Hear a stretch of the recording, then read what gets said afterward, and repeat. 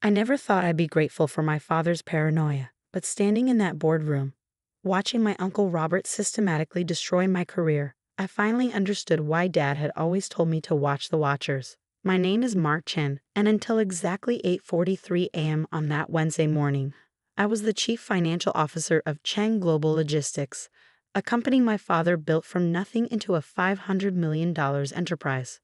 Now, according to my uncle, I was about to become the highest educated janitor in the company's history. The numbers don't lie, Uncle Robert declared, clicking through his presentation.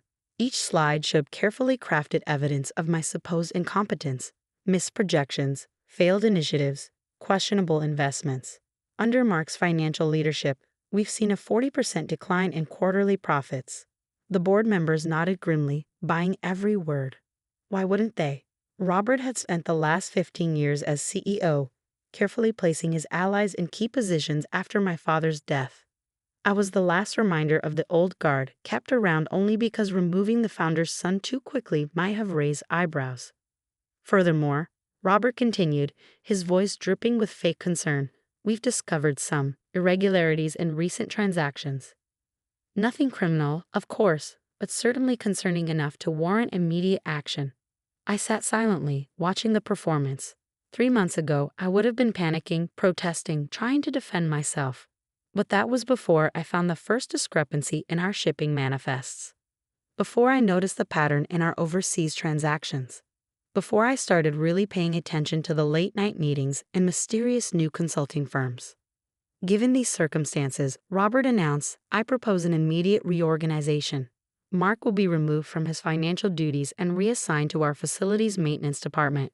This will allow him to learn the business from the ground up. Several board members poorly concealed their smirks. My cousin Vincent, Robert's son and heir apparent, didn't even try to hide his glee. All in favor? Robert asked. The votes came quickly. Unanimous, of course. Security will escort Mark to clear out his office. His new position begins immediately. As 2 security guards approached my chair, I stood up calmly, straightened my tie, and spoke for the first time that morning. Just one question, Uncle Robert. Does this mean I'll have access to all areas of the facility? For maintenance purposes, of course.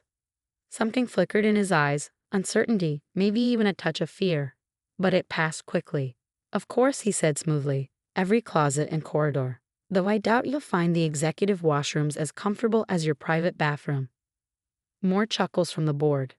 I nodded, handed over my executive badge, and let security escort me out.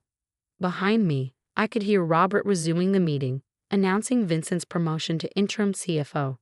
In my office, my now former office, I took my time packing. Family photos, awards, the MBA diploma that now seemed darkly humorous given my new position. The security guards shifted uncomfortably, clearly unsure how to treat the founder's son turned janitor. Take your time, Mr. Chen, one of them said quietly. Jim, I remembered. He'd been with the company since my father's days. This isn't right. Thanks, Jim, I replied, carefully wrapping my father's old desk clock. But everything's going exactly as it should. My phone buzzed. A text from Sandra Martinez, my contact at the FBI's Financial Crimes Division. Camera feed still active. Meeting recorded. 2 more weeks. I smiled slightly, remembering the day 3 months ago when I first discovered the truth about Uncle Robert's consulting firms. The shell companies, the fraudulent shipping records, the money disappearing into offshore accounts. It had taken weeks to gather enough evidence to place the right surveillance equipment to build the case. The tiny camera hidden in Robert's office vent had been the masterstroke. Expensive, nearly undetectable, and perfectly positioned to capture his late-night meetings with some very interesting international clients. The FBI had been quite impressed with my initiative. Your new uniform and ID badge will be in the maintenance locker room. The other guard informed me, checking his phone. Mr. Chen, the CEO wants you to start your new duties immediately.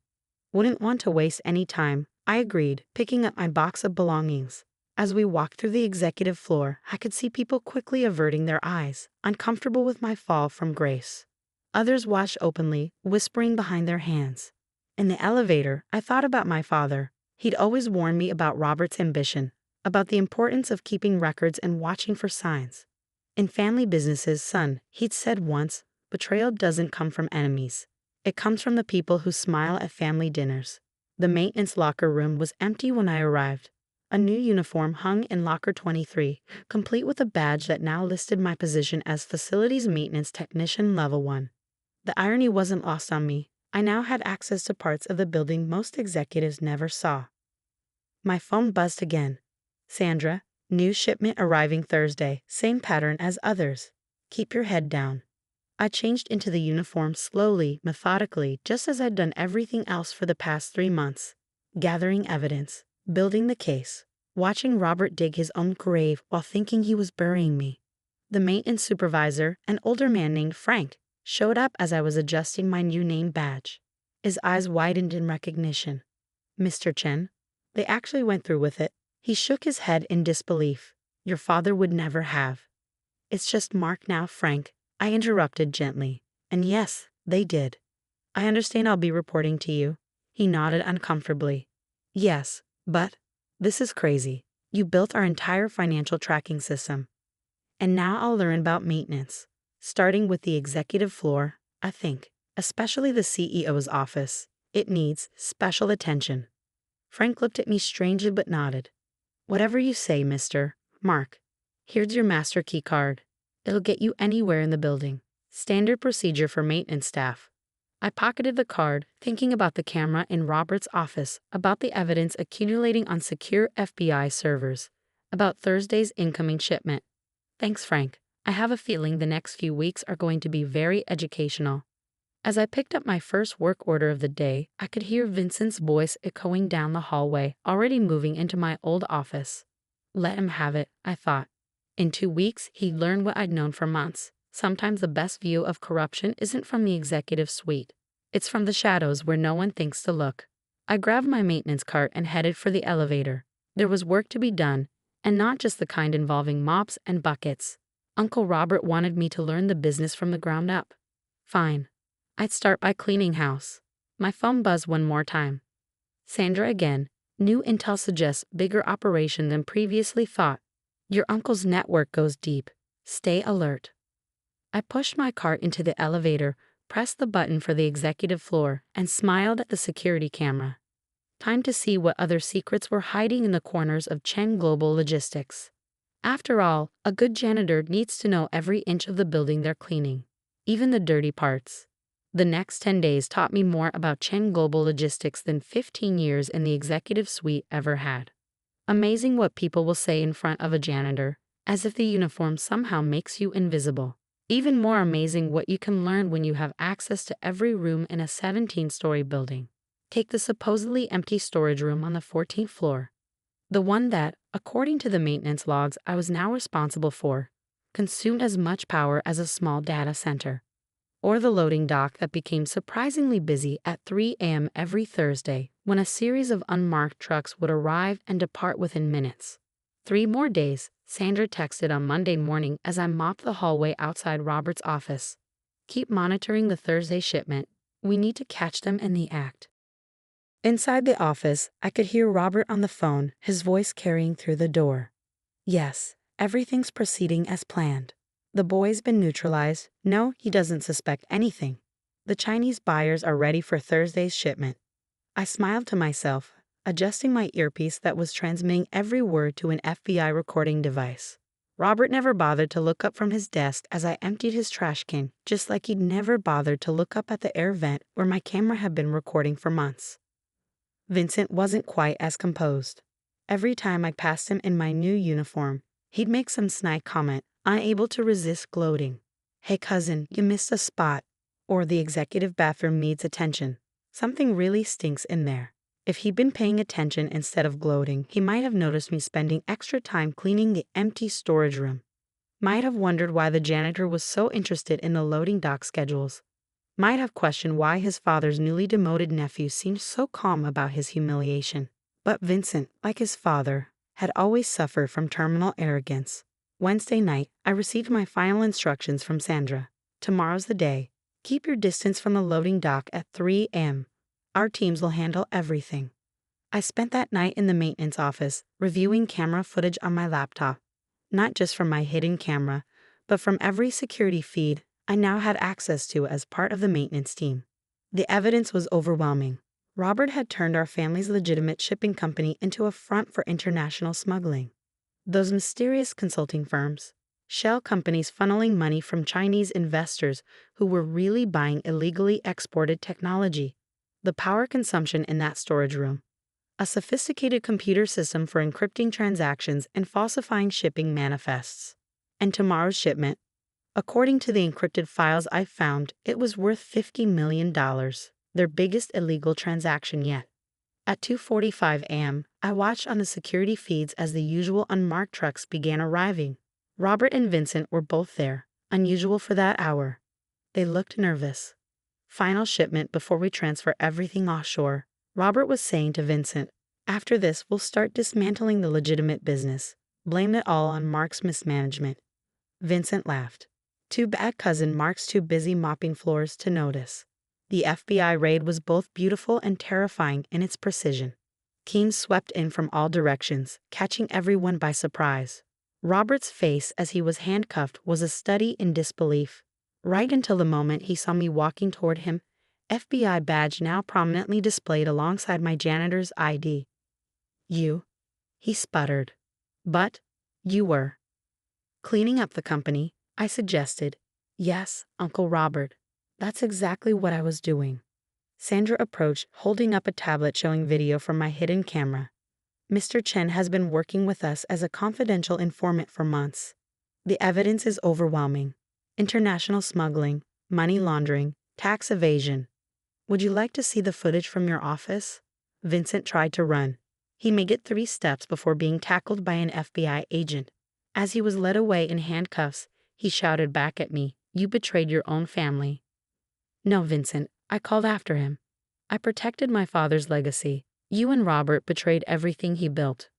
The next few hours were a blur of activity. FBI teams downloaded servers, seized documents, and interviewed employees. I changed back into a suit. It had been waiting in my car, and began working with Sandra's team to identify legitimate employees who could help stabilize the company. By dawn, the story was breaking on all major news networks. FBI raids global shipping company. CEO arrested in international smuggling operation. Below that, founder's son instrumental in investigation. Worked undercover to expose criminal enterprise. The emergency board meeting that morning had a very different tone from the one where I'd been demoted. Most board members were desperately trying to distance themselves from Robert's schemes. Those who couldn't were led away in handcuffs. Mr. Chen, the lead independent director, said, "Given the circumstances, we believe the company needs stable, ethical leadership. Would you consider taking the position of CEO?" I looked around the boardroom. Gone were the smirks and condescending looks. In their place were expressions of respect, tinged with more than a little fear. They'd all seen the video footage by now, understood just how thoroughly I'd outplayed Robert while playing the role of humiliated janitor. "I'll accept," I said, "on one condition.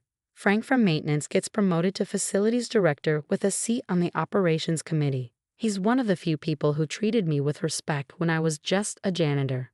The next few months were challenging but rewarding. We cleaned house thoroughly, rebuilding Chen Global Logistics into the ethical company my father had envisioned. The FBI investigation revealed that Robert's smuggling operation had been even larger than we'd suspected, involving corrupt officials in multiple countries. 1 year later, I sat in what had once been Robert's office, my office now, looking at the quarterly reports. Legitimate profits were up 60%. Employee morale had never been higher, and our ethical business practices were being lauded as an industry model. A knock at my door revealed Frank, now sporting a suit of his own. "Quarterly maintenance review, Mr. Chen." "Come in, Frank, and I told you, it's still Mark." As we reviewed the reports, I glanced at my father's old desk clock, now back in its rightful place. The maintenance uniform hung framed on my wall. A reminder that sometimes the best way to clean up corruption is to start from the ground floor. Sandra called that afternoon with news. Robert and Vincent had both pleaded guilty, facing lengthy prison terms. The investigators had traced their smuggling operation back years, revealing they'd started planning their takeover even before my father's death. You know, Sandra said, most people would have fought back immediately after being demoted. coming to us, agreeing to work undercover, especially in that position. It took guts. I looked out my window at the ships in the harbor, legitimate cargo vessels now, carrying legal goods accompanied by honest manifests. My father always said that in business, like in life, character isn't about how high you climb. It's about how you handle the fall. Sometimes you have to be willing to step down to see what's really happening on the ground floor.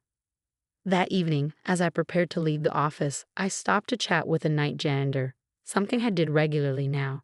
She was new and seemed surprised that the CEO would take time to ask about her family. You know, she said hesitantly, people talk about what happened last year, about how you exposed the corruption while working as a janitor. It changed things here. Executives actually look us in the eye now. Talk to us like people. I smiled, remembering those 10 days pushing a mop cart, gathering evidence while being treated as invisible. Everyone in this company matters, I told her. My father taught me that. I just had to become a janitor to truly understand it. As I drove home, I thought about Robert and Vincent in their prison cells, about the board members who'd laughed at my humiliation, about the complete reversal of fortunes. But mostly, I thought about my father's words now engraved on a plaque in our lobby. A family business isn't about power or profit. It's about legacy, integrity, and treating every employee like family. Because in the end, your reputation isn't built in the boardroom. It's built in every corner of your company, from the CEO's office to the janitor's closet. Robert had forgotten that. I never would. Because sometimes the best way to save a family business isn't from the top down. It's from the ground up.